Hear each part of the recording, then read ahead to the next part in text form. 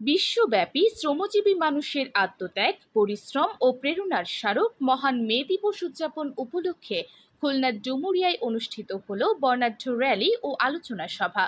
শ্রমিক মালিক গর্ব দেশ, স্মার্ট হবে বাংলাদেশ। এই প্রতিপাদ্যে ডুমুরিয়ার পুরাতন ট্রলার ঘাটে দিনভর আয়োজনে ছিল শ্রমজীবী মানুষের প্রাণের স্পন্দন।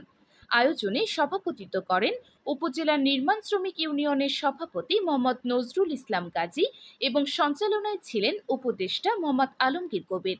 প্রধান অতিথি হিসেবে উপস্থিত ছিলেন বিশিষ্ট সমাজসেবক ও সাবেক ইউপি চেয়ারম্যান মোল্লা মোশাররফ হোসেন মফিজ।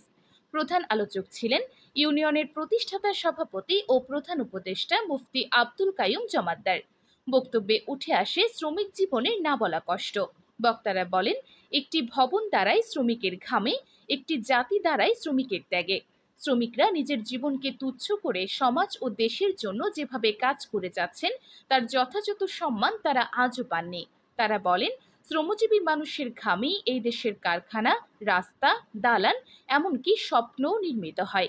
অথচ আজও সেই মানুষগুলোর অধিকারের জায়গা রয়ে গেছে উপেক্ষিত। বক্তারা সরকারের প্রতি শ্রমিকের মর্যাদা রক্ষায় কার্যকর ব্যবস্থা নেওয়ার আহ্বান জানান। বিশেষ অতিথিদের কথায় প্রতিফলিত হয় শ্রমিকের পাশে থাকার অঙ্গীকার।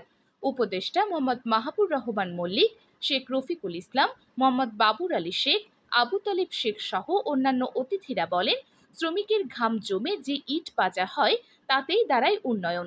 তাই শ্রমিকের মুখে হাসি না ফুটলে সত্যিকারের স্মার্ট বাংলাদেশ করা সম্ভব নয়। ডুমুরিয়া ইটভাটা মালিক সমিতির সভাপতি আলহাজ শাহজাহান জমাদ্দার, উপজেলা বিএনপির সাবেক যুগ্ম আহ্বায়ক Sheikh Farhad Hossain, Sheikh Shahinur Rahman, Holcim Bangladesh marketing officer Mohammad Badul Azad সহ বিভিন্ন রাজনৈতিক ও পেশাজীবী নেতৃবৃন্দ সভায় অংশগ্রহণ করেন। আলোচনা সভা শেষে বিশাল র্যালি ডুমুরিয়া বাজারের প্রধান সড়ক প্রদক্ষিণ করে আবার পুরাতন ট্রলার ঘাটে গিয়ে শেষ হয়।